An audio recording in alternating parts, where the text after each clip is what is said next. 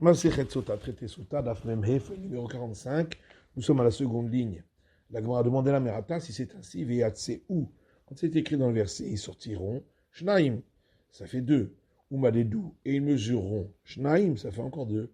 Le Rabbi Yehuda, avec un tisha, donc ça fait encore 4 de plus. Pour Rabbi Yehuda, ça devrait faire 9 juges qui sortent pour mesurer. Les Rabbi Shimon, avec un shivra, et pour Rabbi Shimon, ça devrait faire 7. Et ces mots-là, on les utilise pour l'enseignement de cette braïta. Veyatse ou, et ils sortiront hen velo shluchehen. Pour dire que les juges eux-mêmes doivent sortir, et ils ne peuvent pas envoyer des délégués. On m'a des doux, ils mesureront, pour dire que même si le cadavre était à vue d'œil proche d'une ville, Hayou Modedin ont mesuré quand même par rapport aux autres villes, chez Mitzvah, dans la seconde dina, parce qu'il y a une obligation de mesurer. Matitin de l'Okavizé Ben Yaakov, notre Mishnah ne suit pas l'avis de Rabbi Eliezer Ben Yaakov. Tania, parce qu'il y a une qui dit Rabbi Eliezer Ben Yaakov Omer. Rabbi Eliezer Ben Yaakov dit Zekenecha, quand c'est écrit t'es sage, Zou Sanhedrin. Il s'agit du grand Sanhédrin de 71 juges. Shoftecha, tes juges et Melech. Il s'agit du roi, du Kohen Gadol et du grand prêtre. Melech dirti Melech b'mishpat ya'amid eretz. Le roi est appelé juge, comme il est écrit dans les proverbes. Le roi, dans la justice, il fera tenir la terre. Kohen Gadol, le grand prêtre dirti, comme il est écrit dans le Deutéronome.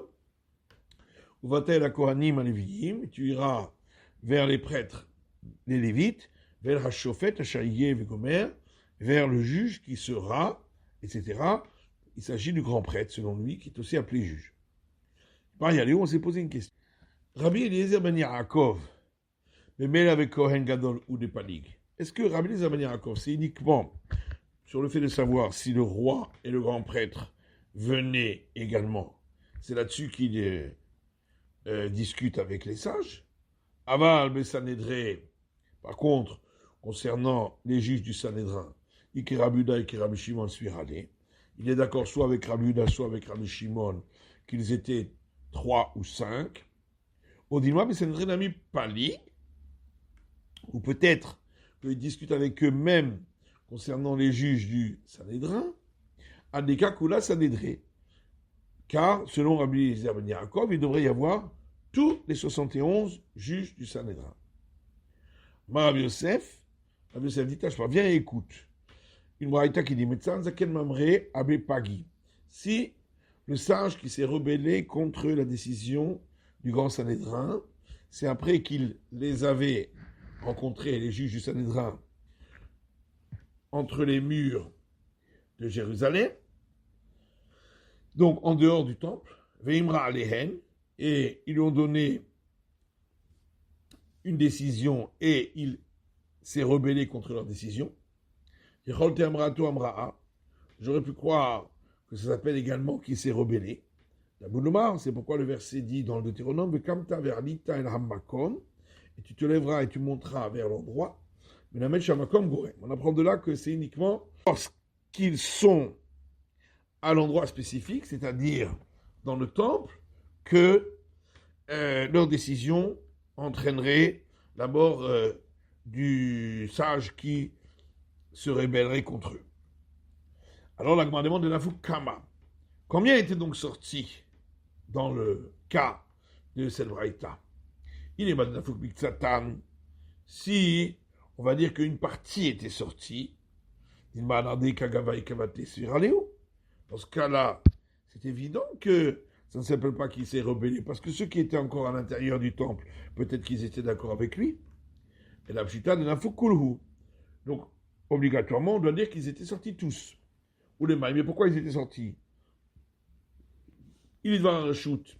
Si c'est pour quelque chose qui n'est pas un commandement, ni Matsunafke, est-ce qu'ils avaient le droit de quitter le temple? Pourtant c'est écrit dans le Cantique des Cantiques, Shorer Agan Hassaha, ton nombril, faisant référence au Sanhédrin, et comme le globe lunaire. parce qu'ils étaient disposés en hémicycle à lire ça à Mazé, qu'il ne manque pas la proportion du vin qui est coupé, pour nous apprendre chez Nitzrach Echad Mehem Latzet, que si l'un d'entre les membres du grand Sanhédrin voulait sortir, s'il y avait là-bas encore 23 qui restaient, Keneged Sanhédrin Ketana, qui est le nombre de membres du petit Sanhédrin, Yotze, il avait le droit de sortir, Vimla Venot Yotze, sinon on n'avait pas le droit de sortir parce que il fallait qu'il reste un tiers sur place, comme lorsqu'on coupe le vin dans l'eau, il y a un tiers de vin. Donc, comment serait-il possible qu'ils soient tous sortis? Et la pshita de mitzvah. Donc forcément, ils sont sortis parce qu'il y avait un commandement de la Torah à accomplir. Le mari, mais quel commandement? La Lindinat Regla, n'est-ce pas? C'est le commandement d'aller mesurer la ville la plus proche concernant la génisse qu'on va trancher la nuque. De Rabbi Eliezer ben Yaakovi. Et donc, c'est la vie de Rabbi Eliezer ben Yaakov. Il faut que tous soient là.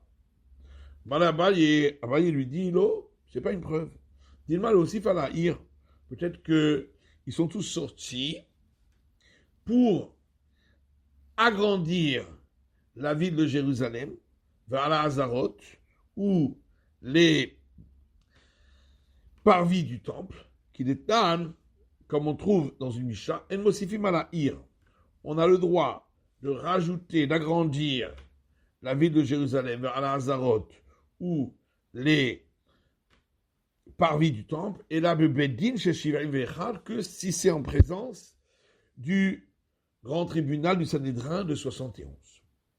Donc il n'y a pas de preuve. Tania Kevate des Rabbi Yosef, mais il y a quand même une braïta qui est un appui pour la réponse de Rabbi Yosef, qui dit, mais ça la bête Pagi, s'ils les avaient trouvés lorsqu'ils étaient entre les murailles de Jérusalem, Veimra Alehen, il s'est rebellé contre eux, Kegon, comme par exemple, chez Atsulim Didat Aigla, qu'ils étaient sortis pour aller mesurer la ville la plus proche pour la génisse dont on allait trancher la nuque.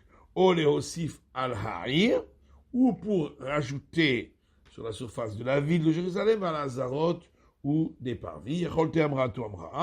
J'aurais pu croire que s'ils se rebellent contre eux, ce serait considéré comme une rébellion. Tamiloma avec Kamta Ve'alita, c'est pourquoi c'est écrit. Et tu te lèveras et tu monteras, mais la mettre Shamakom Gorem, pour nous apprendre que c'est seulement s'ils sont à l'endroit qui leur est dévolu que ça entraîne que celui qui se rebelle contre eux est considéré comme en rébellion. Nimtzat Amoun Begal. La Mishnah disait, si on avait trouvé le cadavre enfoui sous un monticule de pierre, au Taloui Beilan, ou suspendu à un arbre, on ne tranchait pas la nuque de la génisse. Les Mamatnitin, Rabbi Yudaï. Est-ce qu'on va dire que notre Mishnah, c'est l'avis de Rabbi Yuda, Velo Rabbanan n'est pas celui des sages, du Tanya. Parce qu'il y a une braïta qui dit, on trouve dans le Deutéronome, que Shacharta Omer Bassadeh, tu auras oublié une gerbe dans le champ, ce sera pour les pauvres. Prat les Tamoun. Et on explique qu'on exclut lorsque la gerbe est enfouie sous autre chose. Dit Rabbi Yuda, parole de Rabbi Yuda, c'est écrit dans le champ. Donc il faut que ce soit à découvert. Alors que les sages disent, Bassadeh les rabot Tamoun. Dans le champ, ça vient au contraire inclure lorsque c'est enfoui sous autre chose. Donc, notre Mishnah qui dit que quand c'est écrit pour le cadavre dans la terre, ça veut dire sur la terre à découvert, et pas lorsqu'il est enfoui, c'est aussi la vie de Rabbi Yuda seulement, donc. Amar Rav dit, non, ça peut aussi aller d'après les sages. Parce que ici, on déduit à partir du contexte, et là-bas, on déduit à partir du contexte. Dire-t-il, parce qu'il est écrit chez nous, Ki Matzeh Halal, lorsque sera trouvé un cadavre, Echad Mishtakar. Donc n'importe où on le trouverait, même si c'est enfoui. Et donc forcément, quand le verset rajoute Ba'adama dans la terre, ça veut dire sur le sol, Prat le Tamoun, à l'exception du cas où il est enfoui. Et là-bas aussi, on fait la déduction par rapport au contexte. Dire-t-il, parce qu'il est écrit dans le Deutéronome, lorsque tu moissonnera ta moisson dans ton champ, veshacharta omer, et tu auras oublié une gerbe. Shikra dumia de katsir. Donc, il y a une juxtaposition entre ce qui est oublié et ce qui est moissonné. Ma katsir begaloui, de la même manière que quand on moissonne, c'est sur ce qui est visible, av shikra begaloui. De même, ce qui est oublié, c'est d'être forcément visible. C'est pourquoi le verset a dû rajouter le mot dans le champ, le rabot et tatamoun, pour inclure dans le cas où c'est enfoui. Les Rabbi Danamit et pour Clémy, Shikra, Dumia de Katsir. Mais alors Rabbi aussi aurait dû faire la même déduction du fait qu'on a placé l'oubli à côté de la moisson. Et l'Agma répond Inachidami, effectivement. Mais la Bassadé la Malim, alors qu'est-ce qu'il a besoin du mot dans le champ pour dire que ça ne doit pas être enfoui, il le sait déjà de par cette juxtaposition. Il va aller le rabot shikrat kama. Il utilise pour inclure lorsqu'on a oublié une partie de la production sur pied, que c'est aussi pour les pauvres. C'est pour ça que c'est écrit dans le champ. Et les sages, d'où est-ce qu'ils apprennent l'oubli qui est sur pied? Ils l'apprennent du fait qu'il est écrit lorsque tu moissonneras ta moisson dans ton champ. Donc c'est même au moment de la moisson, si on laisse une partie qu'on a oubliée sur pied. Alors que Rabbi Dan, lui, il utilise ces mots pour l'enseignement de Rabbi Avaou, Amar Rabbi Lazar, au nom de Rabbi Lazar. Amar Rabbi Avaou, Amar Rabbi Lazar. Rabbi Avaou dit au nom de Rabbi Lazar, Prat, les Tsafou, Omari, le Torsedet Chavero. Le mot ta moisson vient exclure si les gerbes qu'on a oubliées ont été poussées par le vent et ont volé jusqu'au champ d'un autre. Que dans ce cas-là, ça n'ira pas aux pauvres. Les sages, eux, ils apprennent du fait que le verset aurait pu dire dans le champ, il a dit dans ton champ. Alors que Rabbi Yehuda n'utilise pas ce fait-là, que c'est écrit dans le champ au lieu de dans ton champ, pour cette déduction. Rabbi Yamia pose une question. Ça faut au marine le torsadéhu. Si les gerbes oubliées ont volé et se trouvent sur quelque chose d'autre qui est dans son champ à lui, où qu'est-ce qu'il en est? Avir sadek et sadedami. Le fait que c'est dans l'espace qui est au-dessus de son champ, c'est comme si c'était sur le champ lui-même, et donc ça ira aux pauvres. Olav que sadedami, ou bien c'est pas considéré comme dans le champ lui-même, et ça n'ira pas aux pauvres. Amarle Rav Kahana le Rav Papi. Rav Kahana dit à Rav Papi, Vamrela Rav Kahana le Rav Zevid, certains disent Rav Kahana Rav Zevid, Tifshotle, Mide Rabbi Avaou Amar Rabbi Lazar. On pourrait donner une réponse à partir de l'enseignement de Rabbi Avaou au nom de Rabbi Lazar, qu'on a rapporté auparavant, de Amar Prat le Shetzafou Omarin et Torsade Havero, qui a dit qu'on exclut lorsque les gerbes ont volé dans le champ d'un autre. Les Havero in et Torsade Oulo. De là, on en déduit que c'est seulement si ça a volé dans le champ d'un autre, mais si c'est sur le sien, mais c'est au-dessus de quelque chose, eh bien, on n'exclura pas que ça ira aux pauvres. L'Agmar dit venit ta mère, mais alors à ce moment-là, toi qui amènes cette preuve, lorsque elles sont passées dans le champ d'un autre, est-ce qu'on fait une différence si elles sont au-dessus de quelque chose ou si elles sont posées directement sur le champ? De toute façon, il faut que ce soit dans ton champ, et ce n'est pas le cas. Et là, les torsadeh havero va filu munachin. Donc forcément, si elles sont dans le champ d'un autre, même si elles sont posées sur le champ, elles n'iront pas aux pauvres. Pourquoi on a dit si elles vont voler? Parce que ça ne pourra arriver que si le vent les a fait voler dans le champ de l'autre. Mais en vérité, il n'y a pas de différence, et donc il n'y a pas de quoi apporter une preuve pour notre cas à nous. Tachema. Alors, la viens, écoute. Voilà qu'il y a un enseignement qui dit Omer Shir Zik Bo Leholicho Le'ir. Si il avait pris, le propriétaire, une gerbe pour l'amener en ville, Venicho al gabe chavero, puis il l'a posé sur une autre gerbe, ou shracho, et il l'a oublié. Atartol shikra va de no shikra. La gerbe d'en dessous est considérée comme un oubli, donc il ira au pauvre, mais celle du dessus, non. Rabbi Shimon lui Omer, Rabbi Shimon lui dit, Shum Rabbi Shimon, non Rabbi Shimon, Shnehem enan shikra. Les deux ne sont pas considérés comme un oubli.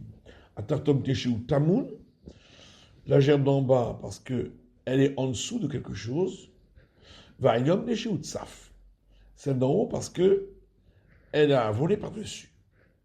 Al-Kanopligé la Betarton. La Gemara dit, toute la discussion, c'est que pour la gerbe d'en dessous, Aval Ba'alion, pour la gerbe d'au-dessus, Divra Kollo Avai Shikra. D'après tout le monde, c'est pas considéré comme un oubli. Donc on a la réponse à notre question. La Gemara dit non. Chez un terme là-bas, c'est différent que Vonar Zigbe, parce que il l'avait pris dans la main pour l'amener en ville. Et donc Zachabé, il l'a pris pour lui. Et c'est pourquoi ça ne peut pas être considéré comme un oubli qui va pour le pauvre. Mais alors à ce moment-là, pourquoi on a dit qu'on l'a posé sur une autre gerbe? Même si on l'avait posé sur le sol aussi, ce ne serait pas considéré comme un oubli. Effectivement, pourquoi on a dit qu'il l'a posé sur une autre gerbe? Pour nous donner également la règle concernant la gerbe d'en dessous. Et pourtant, dans cet enseignement, on a dit parce que ça a volé. Et même des choses ketsaf. Il faut dire parce que ça ressemble à celui qui a volé, c'est-à-dire que au départ, c'était dans sa main, pris par-dessus, donc au-dessus du champ, pour lui, et c'est pourquoi c'est pas considéré comme un oubli. Amar Abaye. Abaye dit Areni ke ben Razai beshoketevaria. Je suis comme était Ben Azaï dans les rues de Tibériade, qui disait tout celui qui veut peut venir me poser des questions. Alors un des sages a demandé à Abaye, s'il y a deux cadavres qui ont été trouvés, l'un au-dessus de l'autre, et ils ne sont pas exactement au même niveau, un est un peu plus sur un côté que l'autre. Mais Hanouoded, à partir duquel on va mesurer la ville la plus proche. Minbemino avait Tamoun. Est-ce qu'on va dire que, bien qu'ils sont tous les deux de la même matière, celui qui est en dessous est quand même considéré comme étant en dessous de quelque chose d'autre? Ou Minbemino lo avec Saf.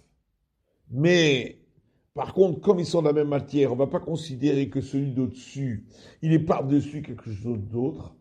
Ou Merion Moded.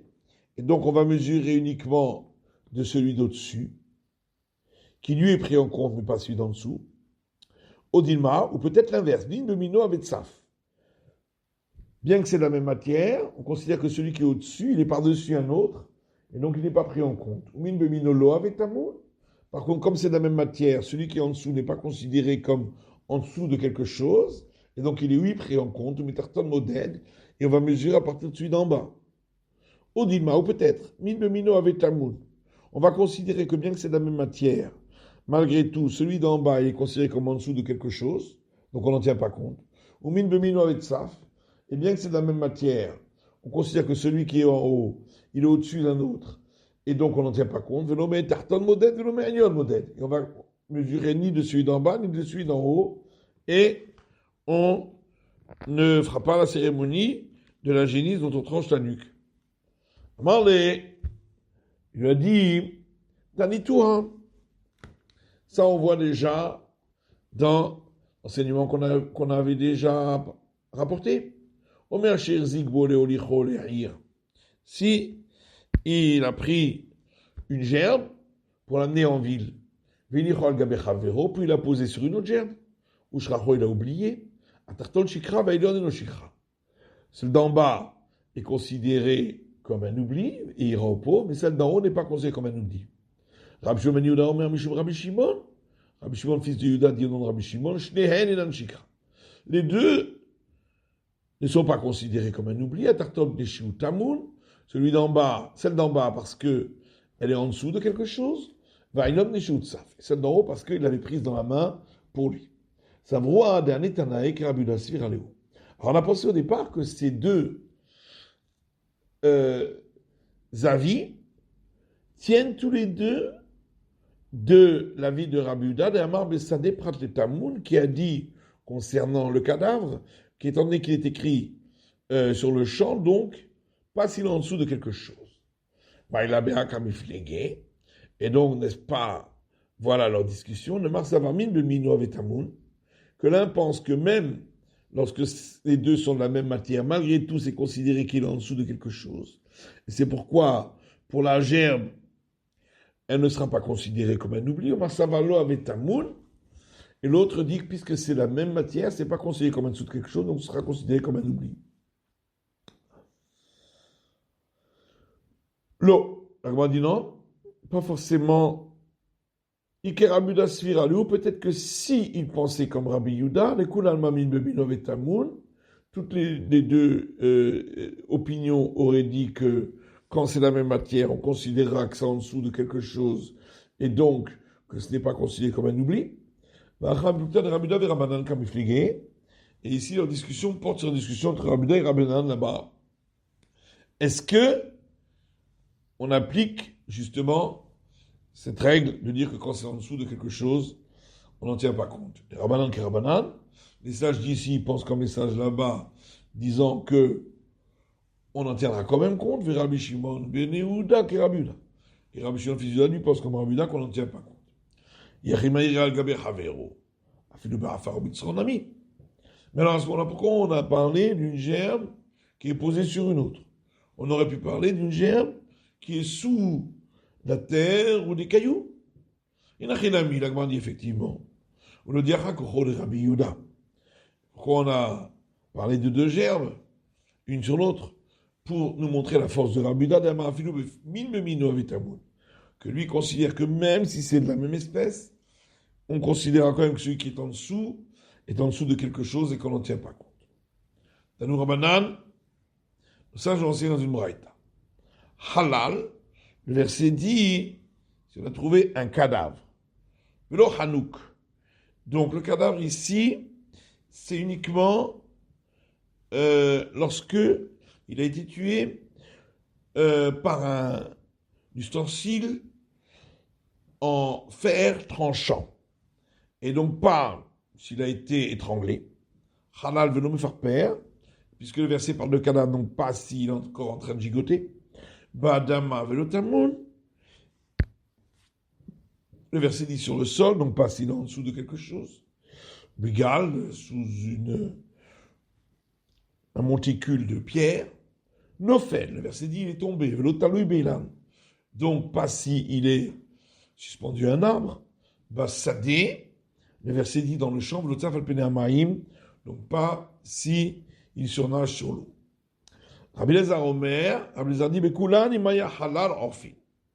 dans tous les cas, lorsqu'il s'agit d'un cadavre, on doit accomplir le cérémonial de la génisse dont on tranche la nuque. Tania, il y a une braïta qui dit, Rabbi Yossi bar Yehuda.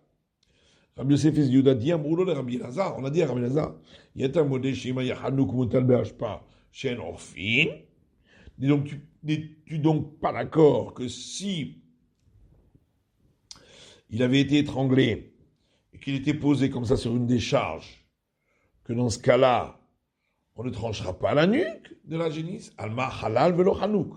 Donc, tu es d'accord que par le fait que c'est écrit un cadavre, on a expliqué seulement s'il est tué par un ustensile en métal tranchant et non pas s'il a été étranglé. Achanami, donc pareil, on doit dire Badama velotamoun, sur le sol, pas s'il est en dessous de quelque chose d'égal sous un monticule. Nofel velotaloui, s'il est tombé, pas s'il est suspendu beilan à un arbre. Mais sadé velotsafan gabermaïm, sur le champ, et pas si il surnage sur l'eau. Rabbi Elazar, alors que Rabbi Elazar lui dit halal littéraketiv. Étant donné que c'est marqué à plusieurs reprises le terme cadavre, c'est pourquoi on exclut lorsqu'il a été étranglé. Par contre, les autres déductions, il ne les fait pas. Il dit, le verset a parlé du cas le plus courant, mais il n'est pas venu pour exclure d'autres cas. La Mishnah disait, si on l'a trouvé proche de la frontière, Olir Sherubav de Kochavim, ou d'une ville dont la majorité sont des idolâtres, etc. Parce que le verset dit, si on l'a trouvé, et donc pas dans un cas où c'était normal qu'on le trouve, comme ici, à côté de la frontière, il y a souvent des morts, et à côté des villes d'idolâtres aussi. Et c'est pourquoi dans ce cas-là, il n'y aura pas le cérémonial de la génisse dont on tranche la nuque. Oleir Shenba Bedin, et la Mishnah poursuit en disant où s'il était proche d'une ville où il n'y a pas de tribunal de 23 juges. Le Barina Zikne Arir Velika. Parce que il faut appliquer le verset qui dit les juges de la ville, et là il n'y a pas, puisqu'il n'y a pas de tribunal de 23. Elle dit, mais là, et la Mishnah dit, on ne mesure que d'une ville où il y a un tribunal de 23. Pshita, la Gouani, mais c'est évident, puisqu'on a déjà dit puisqu'on a dit que s'il était proche d'une ville où il n'y a pas de tribunal de 23 juges,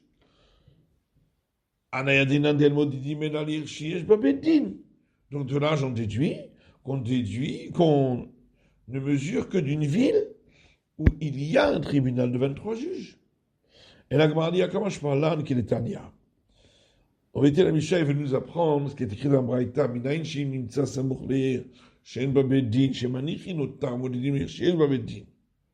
Nous sait-on que s'il est proche d'une ville où il n'y a pas de tribunal de 23 juges, on la laisse et on mesurera à partir d'une ville où il y a un tribunal de 23 juges.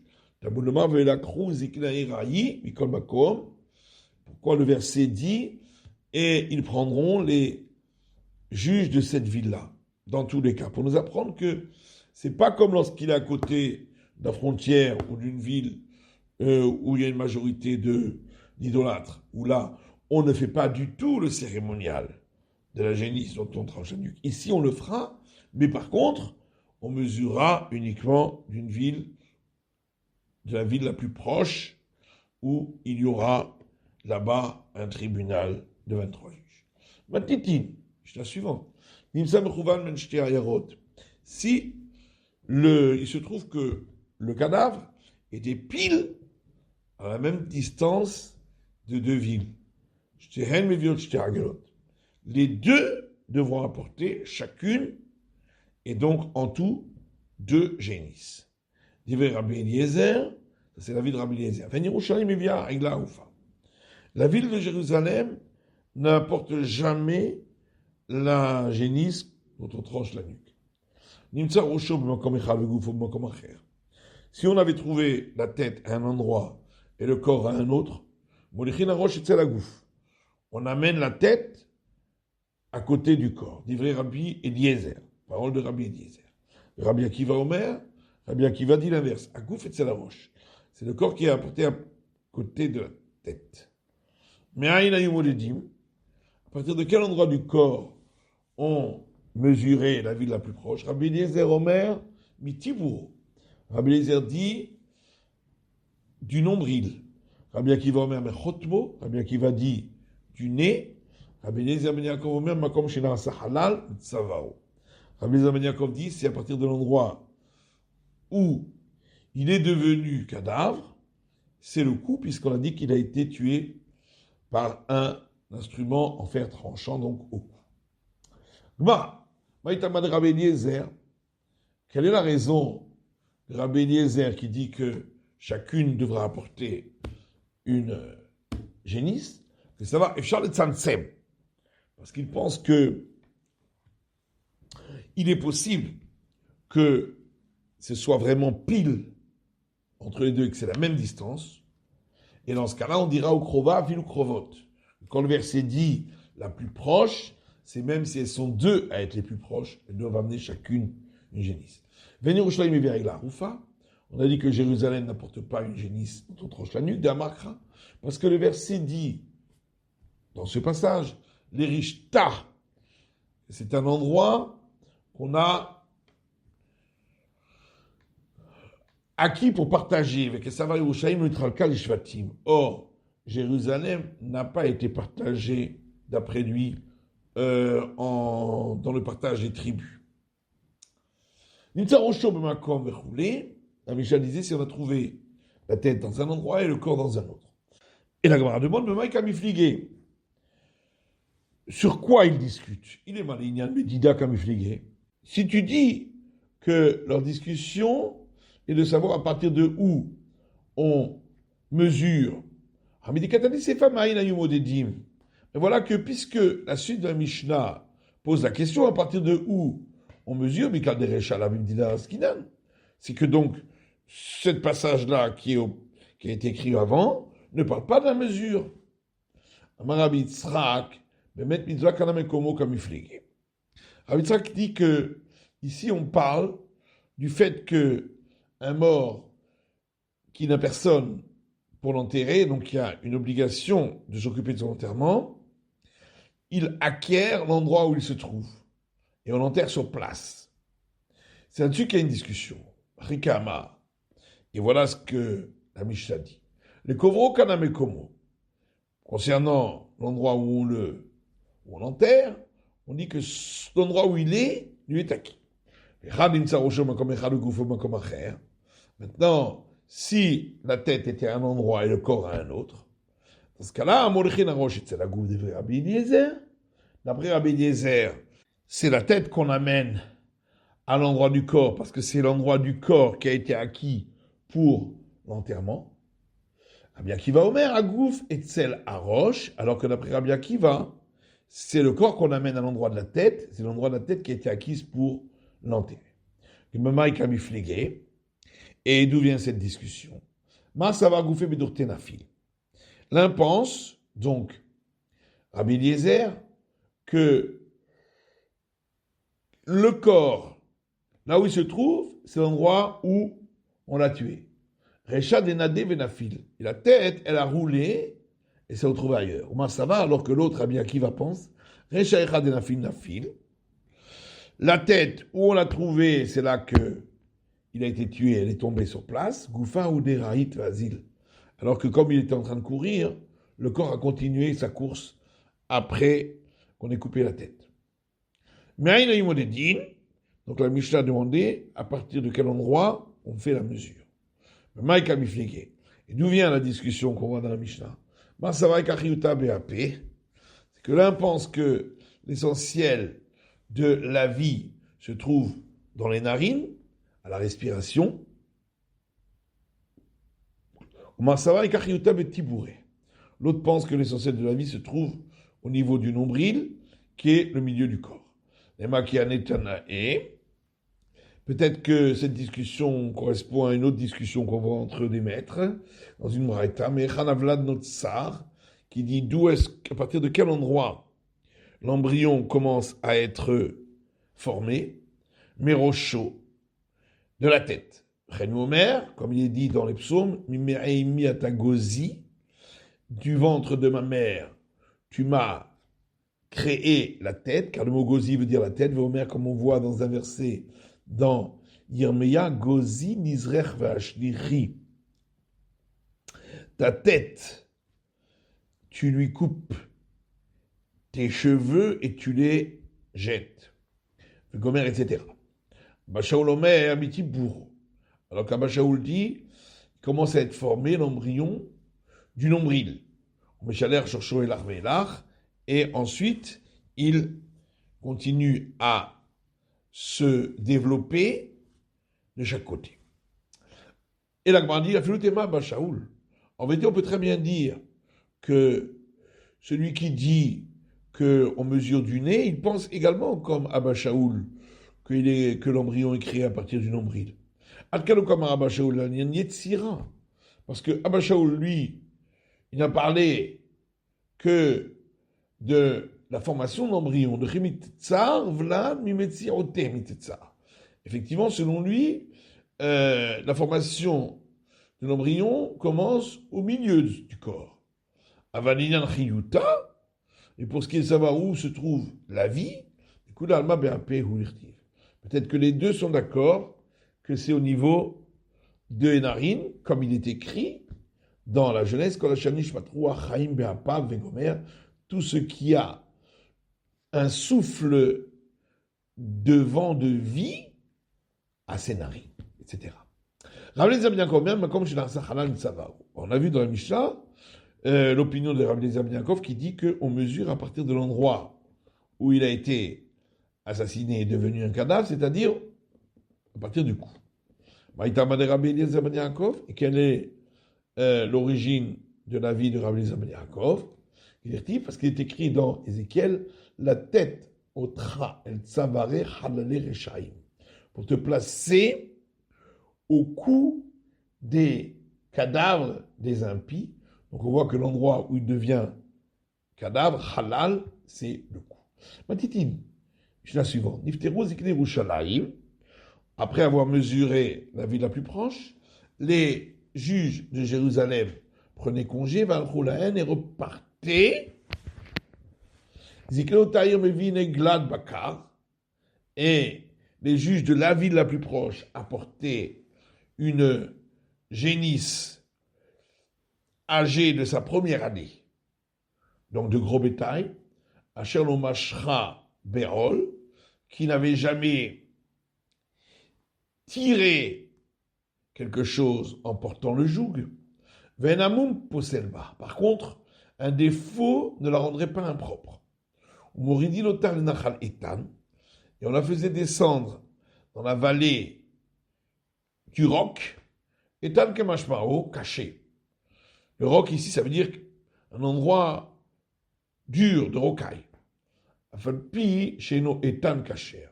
Et même si on l'aurait amené dans une vallée qui n'est pas rocailleuse, ça restera quand même valable. Et on lui tranchait la nuque avec un grand couteau, mais à Horeha, de par l'arrière de sa tête. Et l'endroit où on lui avait tranché la nuque restera interdit d'y ensemencer et de le travailler.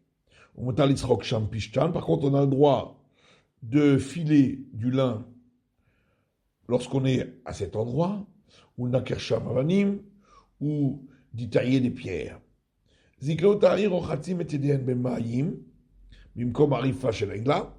Puis, les juges de cette ville se lavaient les mains avec de l'eau à l'endroit où on avait tranché la nuque de la génisse. Vomri me disait, ce qui est écrit dans le verset dans Deutéronome, Yadenu lo shafru et hadam hazé, nos mains n'ont pas versé ce sang, ve'ainenu lo ra'u, et nos yeux n'ont pas vu.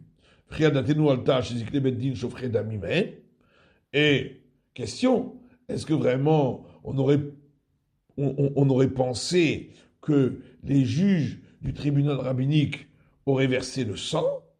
Et là, chez le Baal Yadenu Petarnuhu, seulement ils veulent dire que cette personne n'est pas venue entre nos mains pour qu'on les laisse partir sans lui avoir donné de nourriture.